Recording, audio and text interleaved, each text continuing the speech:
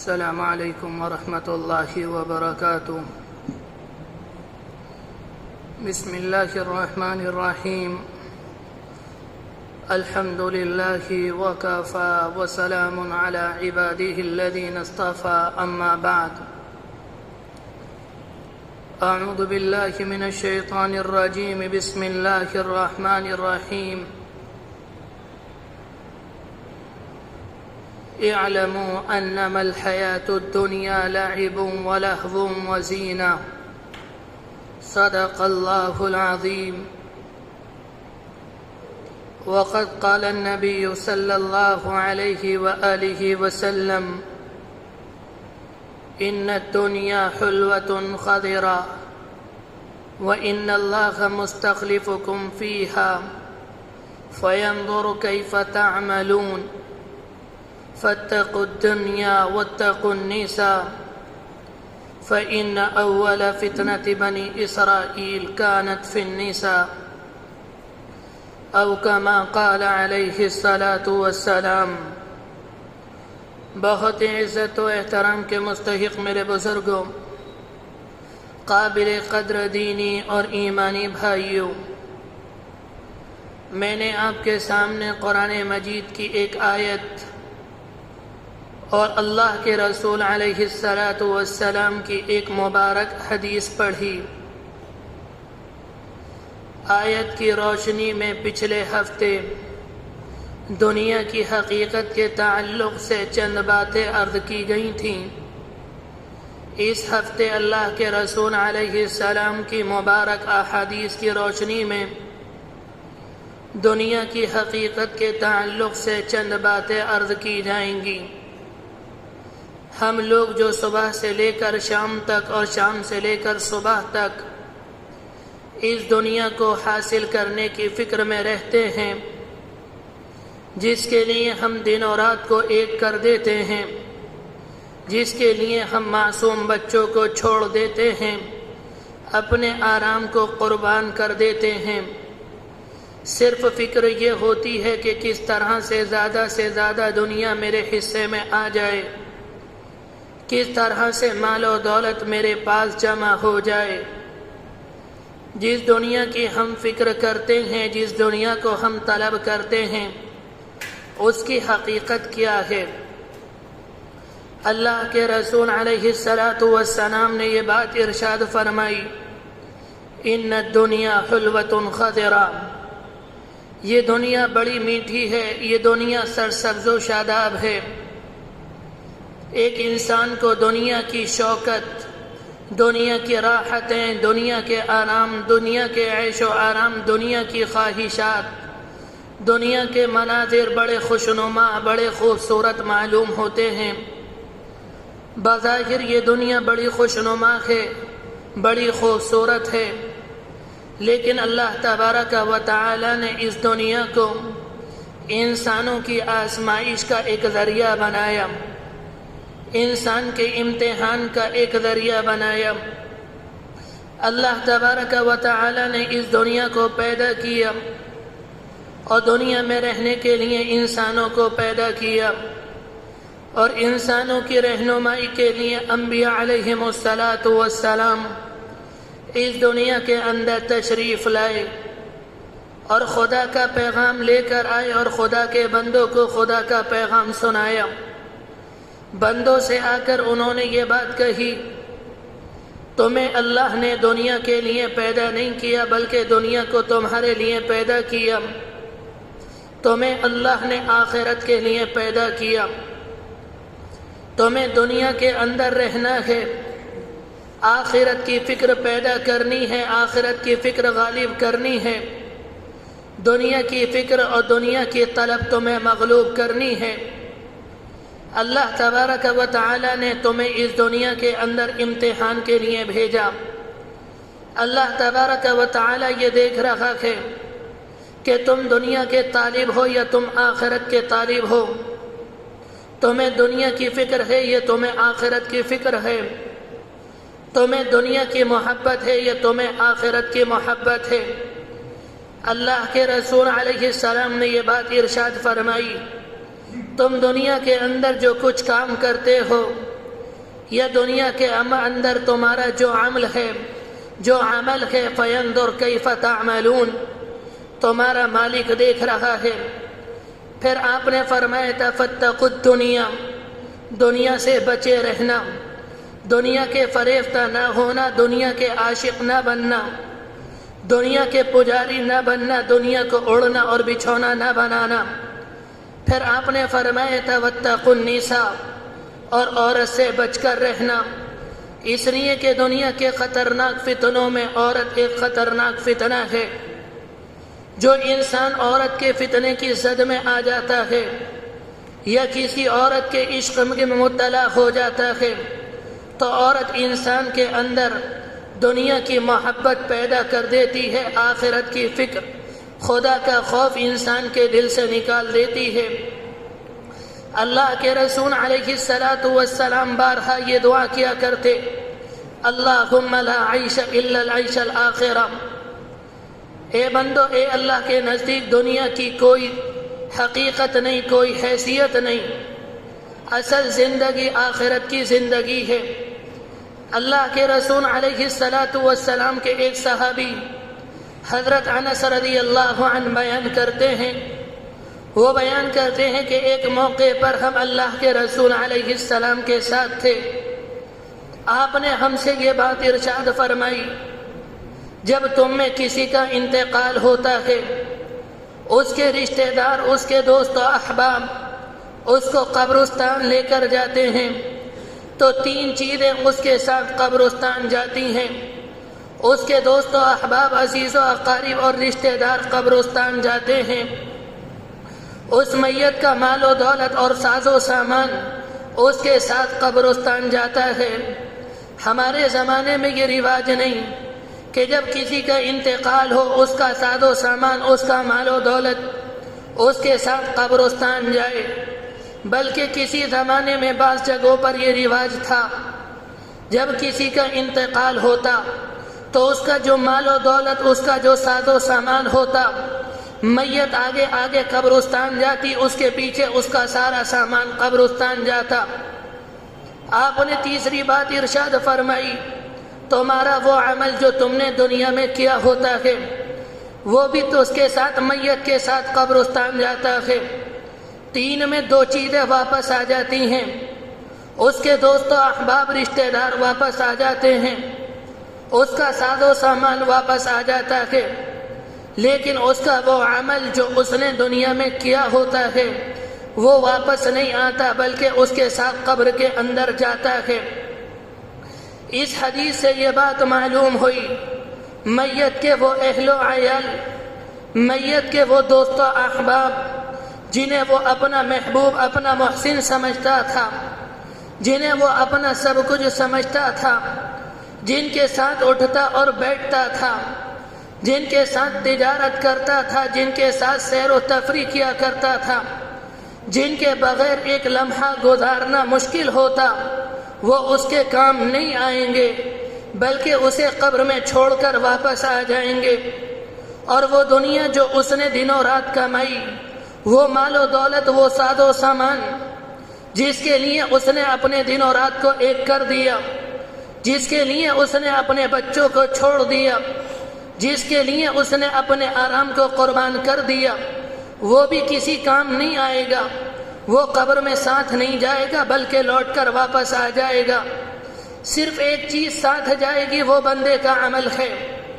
افسوس اس بات پر ہوتا ہے جو چیز ہمارے ساتھ قبر میں جائے گی ہمیں اس کی فکر نہیں، جو چیز ہمارے ساتھ قبر میں نہیں جائے گی ہمیں اس کی فکر ہے۔ دنیا اور دنیا کے یہ ساز و سامان قبر میں نہیں جائیں گے، صبح سے لے کر شام تک ایک انسان کی یہی فکر ہے کہ کس طرح یہ میرے حصے میں آ جائے، اور جو چیز ہمارے ساتھ قبر میں جائے گی اس کی فکر نہیں۔ نماز ساتھ جائے گی، نماز کی فکر نہیں۔ قرآن مجید کی تلاوت ساتھ جائے گی، قرآن مجید کی تلاوت نہیں۔ اللہ کے رسول کی مبارک سنتیں ساتھ جائیں گی، اس کی فکر نہیں۔ حدیث شریف کے اندر آتا ہے جب مردے کو قبر کے اندر رکھ دیا جاتا ہے اور اس کے اوپر تختے اور مٹی ڈال دی جاتی ہے اور اس کے دوست و احباب واپس آنے لگتے ہیں تو مردے کو ان کے قدموں کی آہٹ آتی ہے، انہیں سنائی دیتی ہے کہ یہ لوگ لوٹ کر گھر جا رہے۔ محدثین اکرام نے اس کی تشریح کیوں کی؟ وہ آواز اسے جان بوجھ کر سنائی جاتی ہے تاکہ وہ سمجھ جائے جس پر وہ بھروسہ کرتا تھا، جن سے وہ محبتیں کرتا تھا، جن کے ساتھ اٹھتا اور بیٹھتا تھا، جن کے بغیر ایک لمحہ گزارنا اسے مشکل ہوتا تھا، وہ ساتھ نہیں آئیں گے، وہ کام نہیں آئیں گے۔ وہ مال و دولت جس کے لیے اس نے دن و رات کو ایک کر دیا، وہ بھی اس کے کام نہیں آئے گا۔ صرف بندے کا عمل بندے کے کام آئے گا، اور یہ عمل دو طرح کا ہوتا ہے۔ اگر بندے کا عمل نیک ہے، یعنی بندے کی زندگی میں نمازیں ہیں، بندے کی زندگی میں قرآن مجید کی تلاوت ہے، بندے کی زندگی میں اللہ کے رسول علیہ السلام کی مبارک سنتیں ہیں، بندے کی زندگی میں امر بالمعروف نہی عن المنکر ہے، بندہ اپنے آپ کو جھوٹ سے روکتا ہے، غیبت سے روکتا ہے۔ اگر یہ سارے کے سارے کام ہوں گے، ان اعمال کی وجہ سے قبر کا وہ گڑھا جسے دیکھ کر ایک انسان کے اوپر لرزہ طاری ہو جاتا ہے، اگر کوئی انسان قبرستان جائے جس موقع پر مردے کو قبر میں لٹایا جاتا ہے اور وہاں کھڑے ہو کر یہ تصور کرے آج نہیں تو کل مجھے اس دنیا سے جانا ہے، جس طرح سے اسے تختے پر لٹایا گیا، اس کے کپڑوں کو کاٹا گیا، اس طرح سے مجھے تختے پر لٹایا جائے گا، میرے کپڑوں کو کاٹا جائے گا، مجھے کفنایا جائے گا، مجھے مسیری پر رکھا جائے گا، میرے دوست اور میرے احباب، میرے رشتہ دار مجھے قبرستان لے کر آئیں گے، مجھے قبر میں لٹا کر من و مٹی میرے اوپر ڈال دیں گے۔ قبر کے اندر تاریکی اور اندھیرا ہوگا، قبر کے اندر تنگی ہوگی۔ جب انسان یہ ساری کی ساری باتیں قبرستان میں کھڑے ہو کر تصور کرتا ہے تو انسان کا رونگٹا کھڑا ہو جاتا ہے، انسان کے اوپر کب کبھی طاری ہوتی ہے۔ اگر بندے نے دنیا کے اندر نیک کام کیے، اگر بندے نے نمازیں پڑھی اور خیر کے کام کیے، یہ سارے کے سارے عمل بندے کی قبر کی تاریکی کو دور کر دیں گے، اس کی تنگی کو وسعت میں بدل دیں گے۔ وہ اس کا قبر کا تنگ گڑھا نہیں بلکہ وہ جنت کا باغ ہوگا، اس کی قبر میں جنت کی کھڑکی کھول دی جائے گی۔ حدیث شریف کے اندر آتا ہے اس بندے سے اللہ کے فرشتے کہیں گے تم اس طرح سے سو جاؤ جس طرح سے دنیا کے اندر ایک سجی سجائی دلہن سو جاتی ہے اور اس کا شوہر جو اسے دنیا میں سب سے زیادہ عزیز اور دنیا میں سب سے زیادہ پیارا ہوتا ہے وہ اسے آ کر بیدار کرتا ہے، اس کے علاوہ اسے کوئی نہیں جگاتا۔ اللہ کے فرشتے نیک بندے سے کہیں گے تم قبر میں سو جاؤ، کل قیامت میں تمہیں تمہارا پروردگار جگائے گا، اس کے علاوہ تمہیں کوئی پریشانی نہیں ہوگی۔ حدیث شریف کے اندر آتا ہے اگر بندے کے نیک اعمال ہوں گے تو بندے کا یہ صلہ ملے گا، اگر اعمال اچھے نہ ہوئے، اگر زندگی میں شراب ہے، اگر زندگی میں جوا ہے، اگر زندگی میں حرام کاری اور مکاری ہے، اگر زندگی میں جھوٹ ہے، اگر زندگی میں دھوکہ ہے، اگر زندگی میں بدنگاہی ہے، غلط دیکھنا، غلط بولنا اور غلط سننا ہے اور لوگوں کی غلط رہنمائی کرنا ہے، تو آپ نے یہ بات ارشاد فرمائی جب یہ قبر میں جائے گا اس کے اعمال کی وجہ سے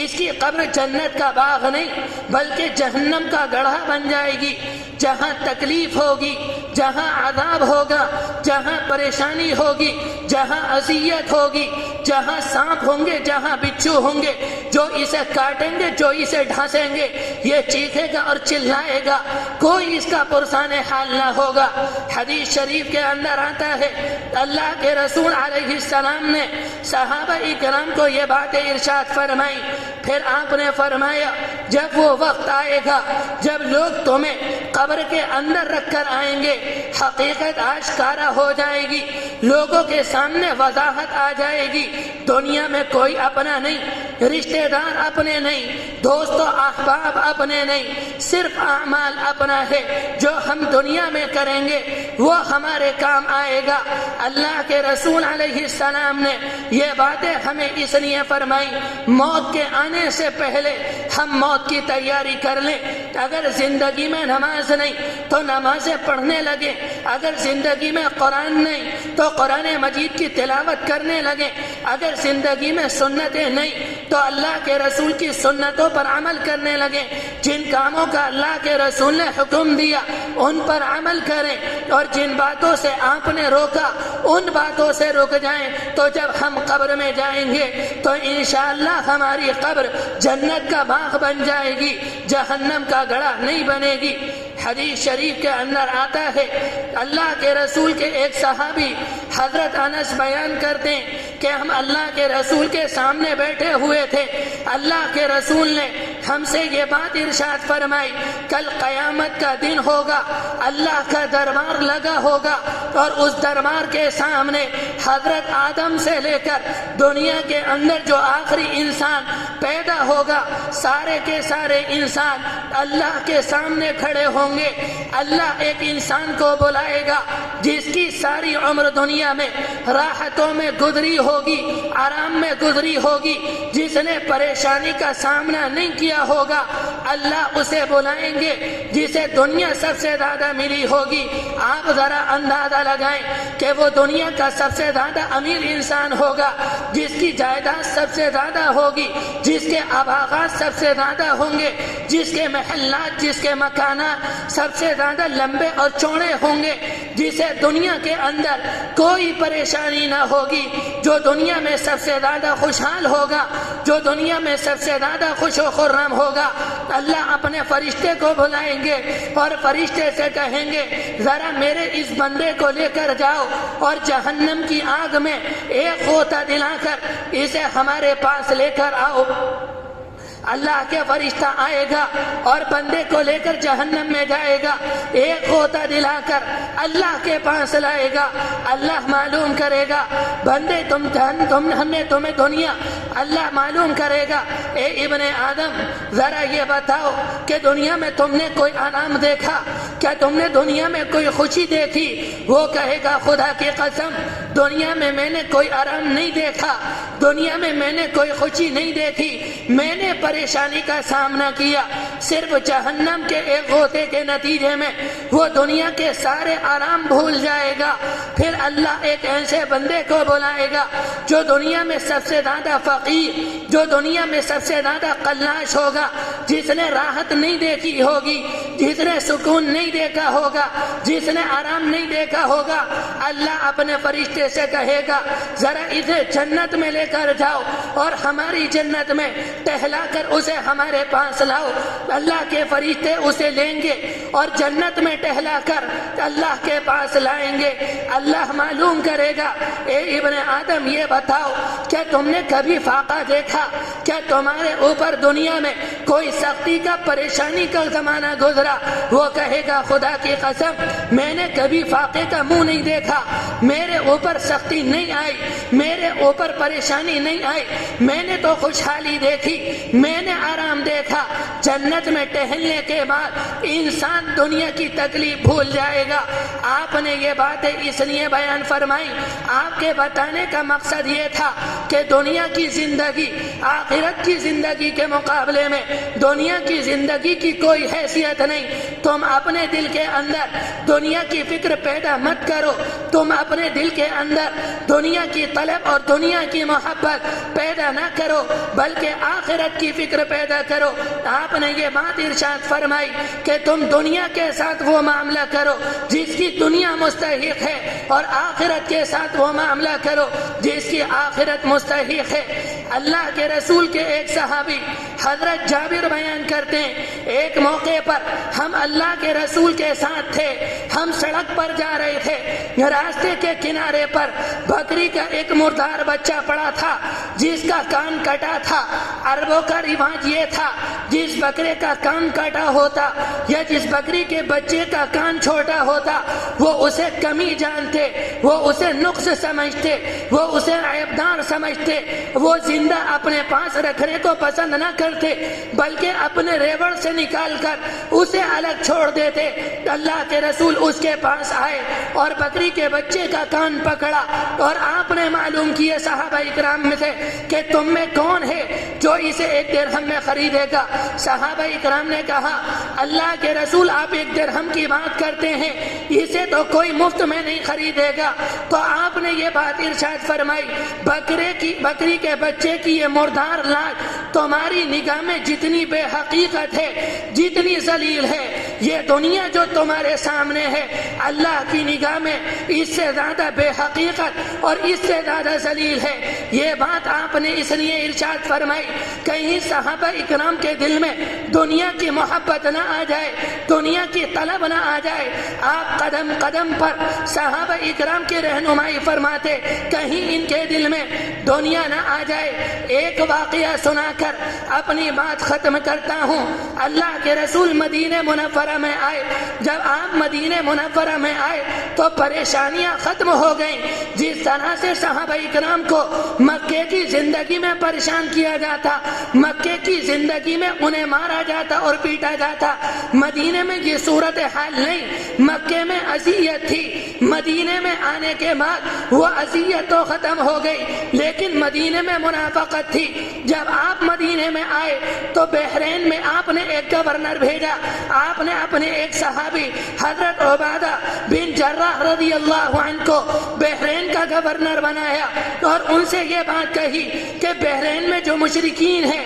بحرین میں جو کفار ہیں، تم وہاں جاؤ، ان کے اوپر جو جزیہ ہے، ان کے اوپر جو ٹیکس ہے ان سے وصول کرو اور اسے لے کر مدینے میں لے کر آؤ۔ اللہ کے رسول نے ان کے حوالے یہ ذمہ داری کی، یہ بحرین گئے، وہاں سے انہوں نے جزیہ وصول کیا، وہاں سے انہوں نے ٹیکس وصول کیا اور لے کر مدینہ منورہ آئے۔ اللہ کے رسول کا معمول یہ تھا جو جزیہ آتا، جو ٹیکس آتا، وہ غربا مسلمانوں کے درمیان تقسیم کرتے تھے۔ چند انصاری صحابی کو پتہ چلا کہ عبیدہ ابن جراح بحرین گئے تھے، وہاں سے سامان لے کر آئے۔ ان صحابی کو جب پتہ چلا یہ اللہ کے رسول کے پیچھے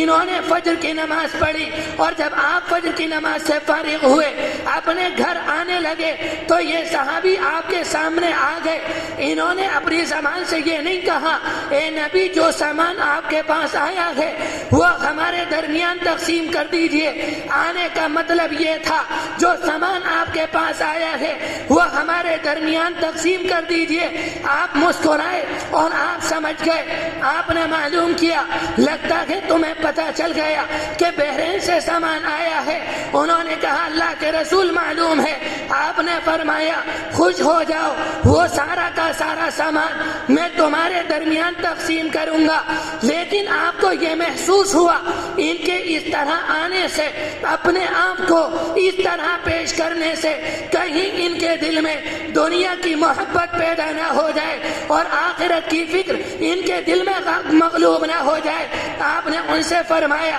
واللہ لا مال فقر اخشى علیکم ولكن اخشى ان تبسط الدنيا علیکم كما بسطت على من كان قبلكم۔ میں اس بات سے نہیں ڈرتا، مجھے اس بات کا اندیشہ نہیں کہ تم تنگی میں زندگی گزارو، تمہیں تنگی ہو، تمہیں فقر و فاقہ ہو، اس لیے آپ کو معلوم تھا کچھ زمانے میں یمن فتح ہو جائے گا، کچھ زمانے میں ملک شام فتح ہوگا، وہاں سے مال غنیمت آئے گا، مسلمانوں کی فراخی ہوگی، مسلمانوں کو خوشحالی نصیب ہوگی۔ آپ نے یہ بات ارشاد فرمائی، مجھے اس بات کا کا ڈر نہیں کہ تمہیں تنگی ہو، تمہیں فقر و فاقہ ہو، لیکن میں اس بات سے ڈرتا ہوں کہ تمہارے اوپر دنیا اس طرح سے پھیلا دی جائے جیسے پہلوں کے اوپر پھیلا دی جائے، جیسے پہلوں کے اوپر پھیلا دی گئی۔ تم دنیا کے اندر مقابلہ کرنے لگو کہ میرے کپڑے تمہارے کپڑوں سے اچھے ہوں، میرا مکان